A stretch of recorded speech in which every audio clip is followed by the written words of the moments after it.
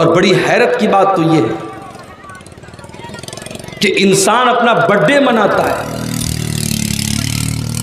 صاحب آج میں 34 سال کا ہو گیا, آج میرا برتھ ڈے ہے. فیس بک پر لوگ لکھتے ہیں بھائی میرا برتھ ڈے ہے, کوئی مجھے وش نہیں کر رہا ہے. ارے نادان, جب تیرا برتھ ڈے آیا, جب تو اپنی زندگی کے 34 سال تو نے پورے کر لیے, 35 سال تو نے پورے کر لیے, تو کیک کاٹ رہا ہے, تو سیلیبریٹ کر رہا ہے, تو خوشیاں منا رہا ہے, جبکہ تجھ کو پتا نہیں کہ تو اپنی موت سے اور قریب ہو گیا ہے. تو اپنی زندگی کا تو نے ایک پڑاؤ اور پورا کر لیا ہے. اب تو اپنی موت کے اور قریب ہو گیا ہے. اب یہ خوشی کا مقام نہیں ہے, اب تو یہ غم کا مقام ہے, یہ تو سوچنے کا مقام ہے, یہ تو اپنے آپ کا امتحان لینے کا مقام ہے کہ میری زندگی کے 34 سال پورے ہو گئے, اب میری موت سے میں اور زیادہ قریب ہو گیا. میرے نوجوان ساتھیوں, جب شیطان آپ کے دماغ میں یہ خیال ڈالے کہ ابھی گناہ کر لو, بعد میں توبہ کر لینا, تو شیطان کو قرآن کی آیت پڑھ کر کے سنا دینا, وَمَا تَدْرِي نَفْسٌ بِأَيِّ أَرْضٍ تَمُوتُ. کوئی نہیں جانتا وہ کب مرے گا اور کہاں مرے گا, کوئی نہیں جانتا وہ کل کیا کرے گا, کسی کو نہیں پتا کہ کل اس کے ساتھ کیا ہونے والا ہے, کوئی نہیں جانتا. کورونا کا دور ہم نے دیکھا, مسلمانوں کے علاقوں میں ایک دن میں 15 لوگوں کے جنازے اٹھے. اور ایسا نہیں کہ صرف بوڑھوں کے جنازے اٹھے, ہم نے جوانوں کے جنازے بھی اٹھائے, ہم نے بچوں کے جنازے بھی اٹھائے, ہم نے عورتوں کے جنازے بھی اٹھائے. میرے پیارے ساتھیوں, جب زندگی اور موت کا کوئی بھروسہ نہیں ہے, تو شیطان جب یہ دھوکہ آپ کو دینے کی کوشش کرے کہ آج گناہ کر لو کل توبہ کر لینا, تو شیطان سے سوال کرو کہ کل کی کیا گارنٹی ہے, کل میری زندگی میں آئے گا کہ نہیں آئے گا, اس بات کی کیا گارنٹی ہے. آج آپ گناہ کے کام کر رہے ہیں, آج سب کے پاس موبائل ہے, آج سب کے پاس انٹرنیٹ ہے, آج انسان اپنی آنکھوں سے کیا دیکھ رہا ہے یا تو انسان جانتا ہے یا اللہ جانتا ہے. انسان کی انگلیاں کیا ٹچ کر رہی ہیں یا تو انسان جانتا ہے یا اللہ جانتا ہے. میرے پیارے ساتھیوں, غور کرو, رات کے 2 بجے آپ موبائل پر کوئی غلط چیز دیکھ رہے ہیں, رات کو 2 بجے آپ موبائل پر کوئی گندی چیز دیکھ رہے ہیں, اور اللہ نہ کرے اسی حال میں آپ کا انتقال ہو جائے, اسی حال میں آپ کی روح نکل جائے, اسی حال میں آپ کے دل کی دھڑکن بند ہو جائے, اور اسی حال میں آپ اللہ کو پیارے ہو جائیں, تو کیا ہوگا. اللہ کے نبی فرماتے ہیں یُبْعَثُ كُلُّ عَبْدٍ عَلَى مَا مَاتَ عَلَيْهِ. بندہ جس حال میں مرتا ہے, بندے کی موت جس حال میں آتی ہے, اسی موت میں بندے کو قیامت کے دن اٹھایا جائے گا. جس حال میں آپ مریں گے اسی حال میں اللہ کے آپ کو اٹھایا جائے گا. اب غور کر لو میرے بھائیو, ہمیں تو پتہ نہیں موت کب آئے گی. کیا پتا, کانوں میں ایئر فون لگا کر کے ہمارا نوجوان ساتھی گانا سن رہا ہے, بالی ووڈ کا میوزک سن رہا ہے, اسی حال میں اس کو موت آ جائے گی. کل قیامت کا دن ہوگا, اس کے کانوں میں اللہ کی بارگاہ میں بھی ایئر فون لگا ہوگا, اور کل قیامت کے دن وہ گانا سنتے ہوئے اٹھے گا. دنیا میں موبائل پر ننگی تصویریں دیکھ رہا تھا, اسی حال میں دل کی دھڑکن بند ہو گئی. کل قیامت کے دن جب اٹھے گا اسی حال میں اٹھے گا, اس کے ہاتھ میں وہ موبائل ہوگا, وہ ننگی تصویر ہوگی, اور اس کو دیکھتے ہوئے وہ اللہ کی بارگاہ میں اٹھے گا. یُبْعَثُ كُلُّ عَبْدٍ عَلَى مَا مَاتَ عَلَيْهِ. اللہ کے پیارے نبی فرماتے ہیں بندہ جس حال میں مرے گا اسی حال میں کل قیامت کے دن اس کو اٹھایا جائے گا. اللہ کے نبی حج کے سفر پہ گئے ہوئے ہیں. ایک صحابی وہ بھی حج کے کا احرام باندھے ہوئے ہیں, اپنی سواری کے اوپر سوار ہیں. اچانک سواری اچھلی اور صحابی اپنی سواری کے اوپر سے گرے, اور گرتے ہوئے ان کا انتقال ہو گیا. صحابی کا انتقال ہو گیا. اللہ کے نبی نے فرمایا ان کو کوئی اور کپڑا پہنانے کی ضرورت نہیں ہے، ان کو اسی احرام کے کپڑے میں کفنا دینا، ان کو غسل دینے کی ضرورت نہیں ہے، ان کو کوئی الگ سے کفن دینے کی ضرورت نہیں ہے، ان کو اسی حال میں تم دفنا دینا۔ فَإِنَّهُ يَأْتِي يَوْمَ الْقِيَامَةِ مُلَبِّيًا، اس لیے کہ یہ لبیک اللہم لبیک کہتے ہوئے اللہ کو پیارے ہوئے ہیں، اور کل قیامت کے دن جب یہ اٹھیں گے اس دن بھی یہ لبیک اللہم لبیک کہتے ہوئے اٹھیں گے، اس دن بھی یہ تلبیہ پکارتے ہوئے اٹھیں گے، اس دن بھی یہ حالت احرام میں اٹھیں گے۔ بندہ جس حال میں مرے گا اسی حال میں کل قیامت کے دن اٹھے گا مرے گا۔ تو شیطان کا یہ بہت بڑا دھوکہ ہے۔ شیطان گناہ کا کام جب کروانا چاہتا ہے تو شیطان ہمارے دماغ میں یہ وسوسہ ڈالتا ہے، ابھی تم گناہ کر لو، بعد میں تم سدھر جانا، بعد میں توبہ کر لینا۔ آئیے قرآن سے ایک واقعہ آپ کو سناتا ہوں۔ حضرت یوسف علیہ السلام کا نام تو آپ نے سنا ہی ہوگا۔ یوسف علیہ السلام کے 11 بھائی تھے، ایک بھائی ان کی سگی ماں سے تھے اور 10 بھائی ان کی سوتیلی ماں سے تھے، یعنی 2 بھائی ایک ماں سے تھے اور 10 بھائی ایک ماں سے تھے۔ حضرت یوسف علیہ السلام اور ان کے بھائی بنیامین سے ان کے باپ بہت زیادہ پیار کرتے تھے۔ باقی 10 بھائیوں کو ایسا لگا ہمارا باپ ہم سے تھوڑا کم پیار کرتا ہے اور ان دونوں سے زیادہ پیار کرتا ہے۔ بھائیوں نے میٹنگ بلائی اور میٹنگ میں انہوں نے یہ بات رکھی کہ ہمارا باپ تو ہم 10 لوگوں کے مقابلے میں یوسف علیہ السلام سے اور ان کے بھائی سے زیادہ پیار کرتا ہے۔ ان ابانا لفی ضلال مبین، ہمارا باپ تو سٹھیا گیا ہے، ہمارا باپ تو بہک گیا ہے، ہمارا باپ تو پاگل ہو گیا ہے۔ جب شیطان انسان کے دماغ کو خراب کر دیتا ہے تب انسان اپنے باپ کے بارے میں بھی ایسی بات بول دیتا ہے۔ ان ابانا لفی ضلال مبین، بے شک ہمارا باپ گمراہ ہو گیا ہے، بھٹک گیا ہے، بھاگ گیا ہے۔ یہ بات کون کہہ رہا ہے؟ یہ حضرت یوسف کے 10 بھائی کہہ رہے اپنے باپ کے بارے میں۔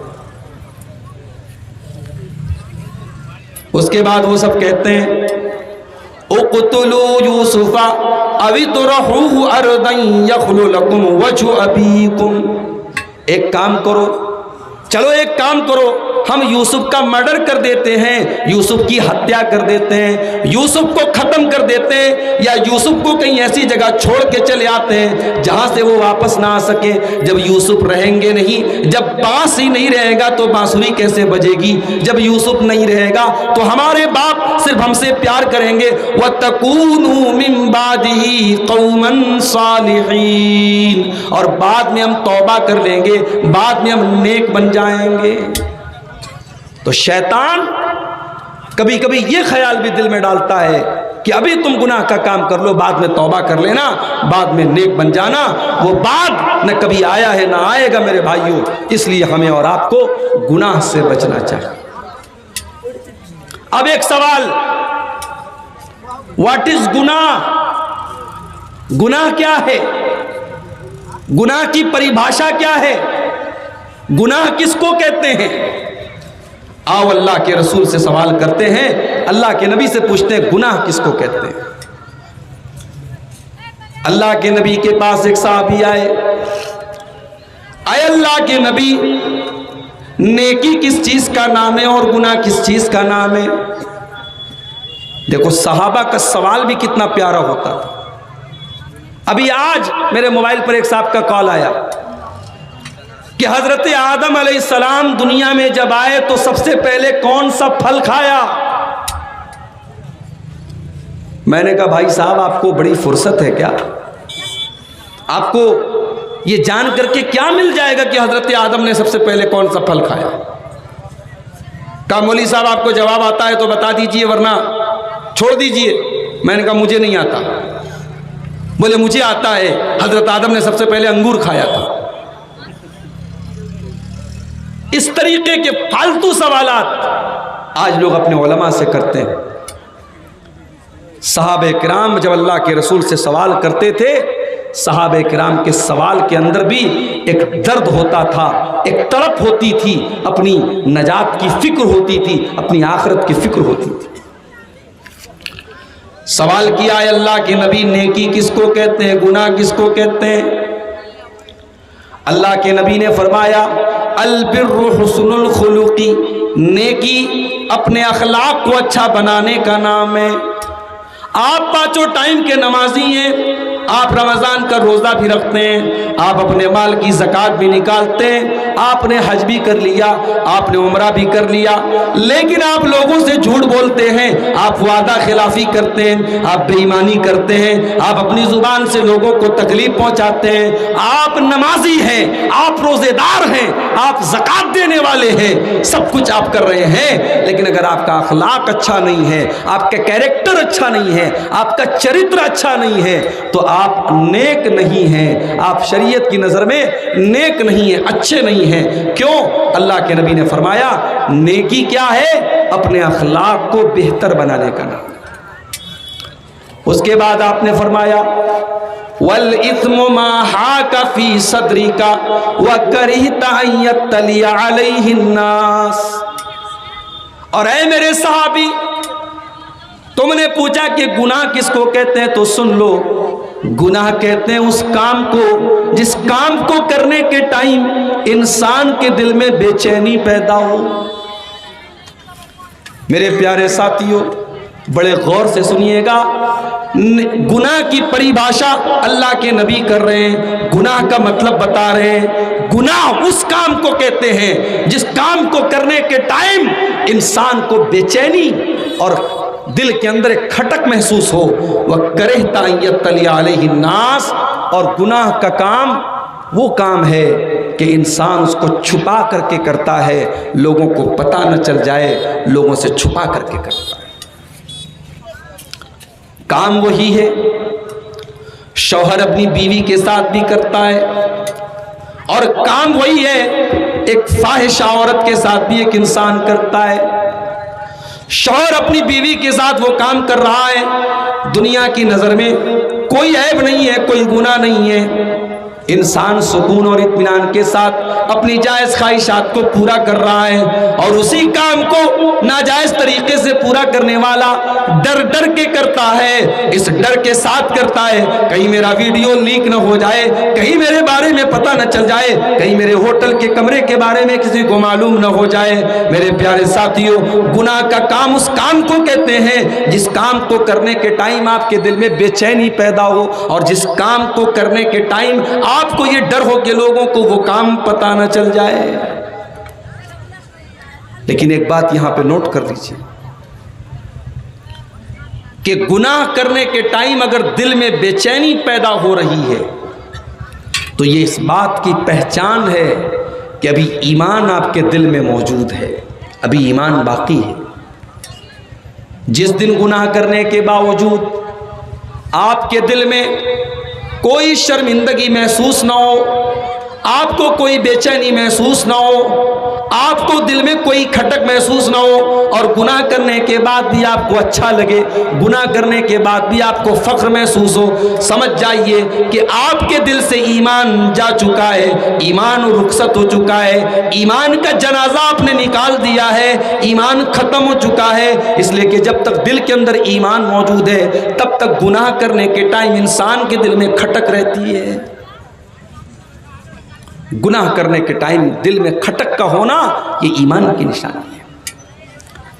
اسی لیے اللہ کے پیارے نبی فرماتے ہیں کل امتی معافن الا المجاہرین، میری امت کے تمام لوگوں کے گناہ تو معاف ہو سکتے ہیں مگر ان لوگوں کے گناہ معاف نہیں ہوں گے جو کھلم کھلا گناہ کریں گے، جو علل اعلان گناہ کریں گے، جو گناہ کرنے کے بعد گناہ کی پبلسٹی کریں گے۔ آپ نے فرمایا رات کو ایک انسان کوئی گناہ کا کام کرتا ہے، رات میں اس نے کوئی گندا کام کیا، کوئی غلط کام کیا، اللہ نے اس کے گناہ کے اوپر پردہ ڈال دیا، صبح ہو گئی وہ اپنے گناہ کے بارے میں لوگوں کو بتانے لگا، اللہ نے تو اس کے گناہ کے اوپر پردہ ڈال دیا تھا مگر وہ اپنے گناہ کے بارے میں لوگوں کو بتا رہا ہے، لوگوں کو اور زیادہ اکسا رہا ہے۔ اللہ کے نبی نے فرمایا ایسے انسان کے گناہ اللہ تعالیٰ معاف نہیں کرے گا جو گناہ کرنے کے بعد گناہ کی پبلسٹی کرتا ہے، گناہ کا اعلان کرتا ہے۔ اور ایک بات اور نوٹ کر لیجئے، جب ہم اور آپ کوئی گناہ کا کام کرتے ہیں، اس گناہ کے کام سے ہماری روزی روٹی کے اوپر بھی اثر پڑتا ہے، ہمارے بچوں کے منہ کا نوالا چھین لیا جاتا ہے۔ اللہ کے پیارے نبی فرماتے ہیں ان العبد لیحرم الرزق بذنب یصیبہ، بندے کی روزی کو چھین لیا جاتا ہے اس کے گناہ کی وجہ سے، گناہ کی وجہ سے۔ آپ کے کاروبار پر اثر پڑتا ہے، آپ کے بچوں کی صحت پر اثر پڑتا ہے، آپ کے گھر کے سمبندوں پر اثر پڑتا ہے، پتی پتنی کے رشتے پر اثر پڑتا ہے، ساس بہو کے رشتے پر اثر پڑتا ہے۔ گناہ اتنی منحوس چیز ہے جو آپ کی روزی روٹی اور آپ کے گھر کے اوپر بھی اثر ڈالتی ہے میرے پیارے ساتھی۔ اسی لیے اللہ تعالیٰ قرآن کے 14ویں پارے میں فرماتا ہے ضرب اللہ مثلا قریۃ کانت آمنۃ مطمئنۃ یاتیہا رزقہا رغدا من کل مکان۔ او لوگو، اللہ تعالیٰ ایک مثال بیان کر رہا ہے، ایک بستی تھی، ایک گاؤں تھا، بڑا خوشحال تھا اور ہر طریقے کی روزی روٹی اس گاؤں میں ملتی تھی، اس گاؤں کو کوئی طریقے کی تکلیف نہیں تھی، کوئی پریشانی نہیں تھی۔ فکفرت بانعم اللہ، لیکن جب اس گاؤں کے اس بستی کے لوگوں نے اللہ کو ناراض کرنا شروع کر دیا، جب انہوں نے پاپ کرنا شروع کر دیا، جب انہوں نے گناہ کرنا شروع کر دیا، فکفرت بانعم اللہ، جب اس بستی کے لوگوں نے اللہ کی ناشکری کرنا شروع کر دیا، فاذاقها اللہ لباس الجوع والخوف بما كانوا يصنعون، اللہ تعالیٰ نے اس بستی کو بھوک اور پیاس کی تکلیف میں ڈال دیا، اس بستی کے لوگ بھوکے رہنے لگے، اس بستی میں سوکھا پڑ گیا، اس بستی کی جو خوشحالی تھی اجڑ گئی اور وہ بستی ویران بن گئی، وہ بستی پریشان بن گئی۔ گناہ کرنے سے انسان کی روزی روٹی پر اثر پڑتا ہے، گناہ کرنے سے انسان دنیا میں اپنی عزت کو کھو دیتا ہے، دنیا میں بھی ذلیل ہوتا ہے اور آخرت میں بھی ذلیل ہوتا ہے۔ اس لیے کہ اللہ تعالیٰ فرماتا ہے من کان یرید العزت فللہ العزت جمیعا، میرے بندو تم عزت چاہتے ہو، تم عزت چاہتے ہو تو عزت والے مالک سے اپنا ناتا توڑ دو۔ تم اللہ کو ناراض کر کے دنیا میں عزت نہیں پا سکتے، اور دنیا میں اگر عزت پا بھی لی، دنیا میں تم نے نام کما بھی لیا تو آخرت میں تم عزت نہیں پا سکتے۔ اسی لیے حضرت ابراہیم علیہ السلام اللہ کی بارگاہ میں دعا کرتے ہیں تو کیا کہتے ہیں وَلَا تُخْزِنِي يَوْمَ يُبْعَثُونَ يَوْمَ لَا يَنْفَعُ مَالٌ وَلَا بَنُونَ إِلَّا مَنْ أَتَى اللَّهَ بِقَلْبٍ سَلِيمٍ۔ اے اللہ تو مجھے قیامت کے دن رسوا نہ کرنا، تو مجھے قیامت کے دن ذلیل نہ کرنا، اے اللہ ساری دنیا کے سامنے مجھے اپمانت نہ کرنا، مجھے انسلٹڈ نہ کرنا، مجھے ذلیل نہ کرنا، جس دن نہ مال کام آئے گا نہ اولاد کام آئے گی۔ إِلَّا مَنْ أَتَى اللَّهَ بقلب سلیم، قیامت کے دن تو وہی کامیاب ہوگا جو صاف ستھرا دل لے کر کے آئے گا۔ گناہ کے سائیڈ ایفیکٹ، اس پر آج میں تقریر کر رہا ہوں، اور مجھے پتا ہے رات کو 1:30-2 بجے تقریر کرنا کوئی آسان کام نہیں ہے۔ بھئی میں تو عبدالغفار ہوں، میرے پاس قرآن کی آیتیں ہیں اور حدیثیں ہیں، کوئی تیسری چیز نہیں ہے، قصے کہانیاں نہیں ہیں میرے پاس۔ اب اس وقت آپ کو جگانا اور جگا کر کے تقریر سنانا بہت مشکل کام ہے، بس آپ کے صبر کا امتحان لے رہا ہوں، جتنی دیر آپ سنیں گے میں سناؤں گا، جب مجھے یہ لگے گا کہ اب آپ کی دلچسپی ختم ہو رہی ہے میں تقریر ختم کر دوں گا۔ گناہ کا سائیڈ ایفیکٹ کیا ہے؟ ڈاکٹر کے آپ دوا لیتے ہیں، دوا لینے کے بعد آپ کہتے ہیں ڈاکٹر صاحب کھانے میں کیا لینا ہے؟ سردی زکام ہوا ہے، ڈاکٹر کہتا ہے دیکھو تمہیں سردی ہوئی ہے तुम केला मत खाना, तुम संतरा मत खाना। आपको संतरा बहुत पसंद है, केला आपको बहुत पसंद है, मगर आप नहीं खाते, क्यों? डॉक्टर ने मना किया है। अल्लाह ना करे किसी को शुगर हो जाए, शुगर हो गया, डॉक्टर ने लिख दिया साहब आप मीठा नहीं खा सकते। रसगुल्ला आपको बहुत पसंद है, गुलाब जामुन आपको बहुत पसंद है, मिठाई आपको बहुत पसंद है, आपके घर में आपकी बीवी मिठाई खा रही है, आपके बच्चे मिठाई खा रहे हैं, आपको मिठाई बहुत पसंद है, मगर आप उसको हाथ नहीं लगाते। क्यों नहीं लगाते? क्योंकि आपको पता है वो मिठाई आपकी सेहत के लिए हानिकारक है, आपकी सेहत के लिए खतरनाक है, आपकी हेल्थ के लिए डेंजरस है। मेरे प्यारे साथियों, हम दुनिया में हर उस चीज से बचते हैं जिसमें हमारा नुकसान हो जाए, जिसमें हमको तकलीफ हो जाए। हम अल्लाह को नाराज करने से क्यों नहीं बचते? हम गुनाह का काम करने से क्यों नहीं बचते? हम पाप करने से क्यों नहीं बचते? क्या गुनाह के काम में नुकसान नहीं है? मेरे प्यारे साथियों, गुनाह के काम में तो इतना नुकसान है कि दुनिया के किसी और काम में उतना नुकसान नहीं है। गुनाह आपकी दुनिया भी बर्बाद करता है और आपकी आखिरत भी बर्बाद करता है। दुनिया में जितना फसाद है, जितना बिगाड़ है, दुनिया में जितनी तबाही मची है, सब इंसानों के बुरे कामों और इंसान के गुनाहों का नतीजा है। इसीलिए अल्लाह ताला फरमाता है ज़हरल फसादु फिल बर्रि वल बहरि बिमा कसबत ऐदिन नास। ओ लोगो, तुम्हें दुनिया में जो भी फसाद नजर आ रहा है, तुम्हें दुनिया में जो भी परेशानियां नजर आ रही हैं, जो भी बिगाड़ नजर आ रहा है, ये लोगों के करतूत का नतीजा है, ये लोगों के गुनाहों का नतीजा है। गुनाह करने से एक नुकसान और होता है, इंसान का दिल जो होता है ना, ये दिल कठोर हो जाता है। भाई इंसान का दिल जब कठोर हो जाए, जब सख्त हो जाए, तो अब कुरान की आयतें पढ़ी जाएंगी मगर दिल पर कोई असर नहीं होगा, अल्लाह के रसूल की हदीसें पढ़ी जाएंगी मगर दिल पर कोई असर नहीं होगा। क्यों? क्योंकि गुनाह करते करते दिल पत्थर हो जाता है, दिल कठोर हो जाता है। इसीलिए अल्लाह के प्यारे नबी फरमाते हैं इन्नल अब्दा इज़ा अख्ता खतियतन, जब बंदा कोई गुनाह का काम करता है, जब बंदा कोई पाप करता है, कोई गलत काम करता है, नुकितत फी क़ल्बिही नुक़ततुन सौदा, तो बंदे के दिल के ऊपर एक काले रंग का धब्बा डाल दिया जाता है। बंदे के दिल पर एक काले रंग का धब्बा डाल दिया जाता है।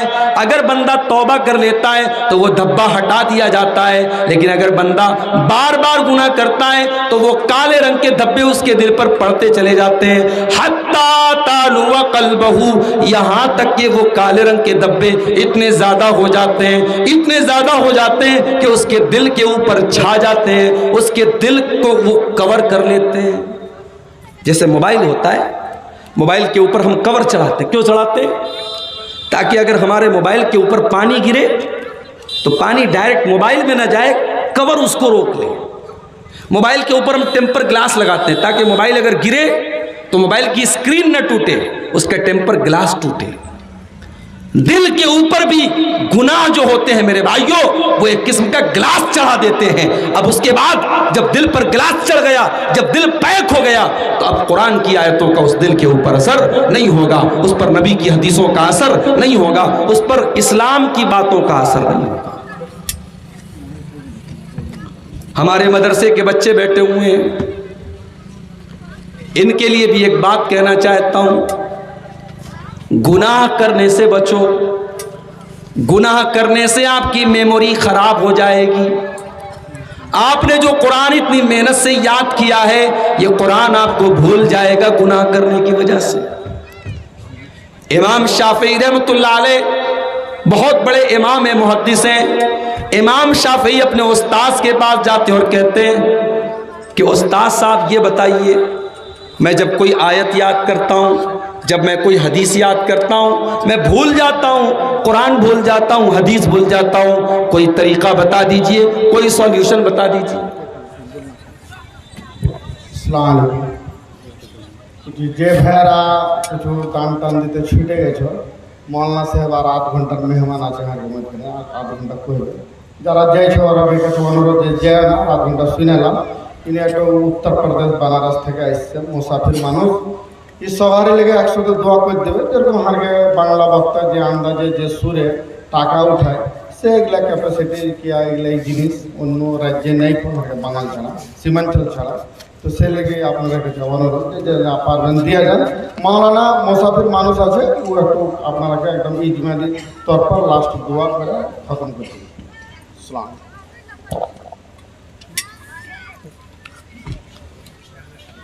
तो मैं क्या कह रहा था, गुनाह करने से इंसान की मेमोरी पर असर पड़ता है, इंसान की याददाश्त पर असर पड़ता है। इमाम शाफी रहमतुल्लाह अलैह अपने उस्ताद के पास जाते और कहते हैं शकौतु इला वकीइन सूअ हिफ्ज़ी फअरशदनी इला तर्किल मआसी। इमाम साहब कहते हैं कि मैंने अपने उस्ताद इमाम वकी इब्ने जर्राह से पूछा कि जब मैं कोई चीज़ याद करता हूँ मैं भूल क्यों जाता हूँ। इमाम साहब के उस्ताद ने कहा, ऐ शाफी तू गुनाह करना छोड़ दे, तू पाप करना छोड़ दे। फ़इन्नल इल्म नूरुम मिन इलाहिन व नूरुल्लाहि ला युअता लिआसी। इसलिए कि इल्म दीन अल्लाह ताला का नूर है, अल्लाह की रोशनी है, और अल्लाह ताला अपना ये नूर किसी गुनहगार को नहीं देता। अब तकरीर के हम दूसरे पॉइंट पर आते हैं। अभी आपने सुना हमारे मोहतरमान भाई कह रहे थे, भाई मौलाना साहब बनारस से आए हैं, मुसाफिर आदमी हैं, जो भी दान वान करना है मदरसे में कर दीजिए, दुआ दे देंगे आपके लिए। मैं उसी को उर्दू में बोल दे रहा हूँ कि आप लोग मदरसे का मामला है कर दीजिए, अल्लाह ताला आपके माल में बरकत देगा और आपके दान को कबूल करेगा इंशाअल्लाह। अब मैं तकरीर के दूसरे पॉइंट पर आ रहा हूँ। अभी तक आपने सुना गुनाह कितना खतरनाक है, गुनाह का नुकसान क्या है। अब आते हैं तकरीर के दूसरे पॉइंट पर कि गुनाह से बचने का तरीका क्या है, गुनाह से हम कैसे बचें।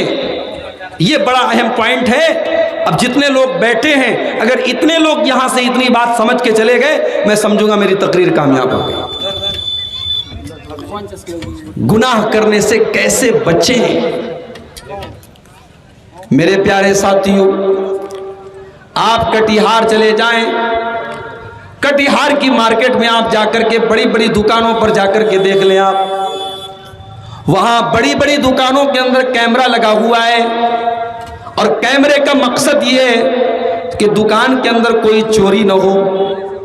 इसलिए कि जब कैमरा लगा हुआ है, चोरी करने वाला चोर भी जानता है कि सामने कैमरा लगा है और ये कैमरा सब रिकॉर्ड कर रहा है। मैं चोरी करूंगा, कैमरे के अंदर मेरा चेहरा आ जाएगा, ये पुलिस में मेरी कंप्लेंट कर देंगे और 1-2 दिन के बाद मैं पकड़ लिया जाऊंगा। इतना बड़ा रिस्क कोई चोर लेना नहीं चाहता है। वो कैमरा जो दुकान के ऊपर लगा है, उस कैमरे की वजह से इंसान चोरी करने से डरता है। अब मैं आपसे एक सवाल करता हूं मेरे भाई, ये जो बड़ी बड़ी दुकानों पर ये जो कैमरे लगे हुए हैं, ये कैमरे किसके बने हैं? ये तो इंसान के बने हुए कैमरे हैं। ये कैमरे तो इंसान के बने हुए हैं। ये कैमरे खराब भी हो सकते हैं, ये कैमरे इनके अंदर फॉल्ट भी आ सकता है, मगर एक कैमरा ऐसा है जो अल्लाह का कैमरा है, जो अल्लाह का कैमरा है, और वो कैमरा तो 24 घंटे ऑन है, वो कैमरा कभी बंद होने वाला नहीं है। अलम यालम बिअन्नल्लाह यरा, मेरे बंदे क्या तू नहीं जानता कि अल्लाह ताला सब कुछ देख रहा है। अल्लाह की नज़र से कोई नहीं बच सकता है, अल्लाह की नज़र से कुछ भी छुप नहीं सकता है। अरे अल्लाह तो वो है कि रात को 2 बजे काली रात और काले पहाड़ पर चलने वाली काली चींटी की चाल से भी वो अल्लाह वाकिफ है। वो अल्लाह तो ऐसा है कि उसने फरमाया यालमु खाइनतल आयुनि वमा तुख्फिस सुदूर। वो अल्लाह तो ऐसा है जो तुम्हारी आंखों की चोरी को भी जानता है, तुम्हारे दिल के अंदर क्या चल रहा है अल्लाह को ये भी पता है, तुम्हारे सीने के अंदर क्या चल रहा है अल्लाह को ये भी पता है।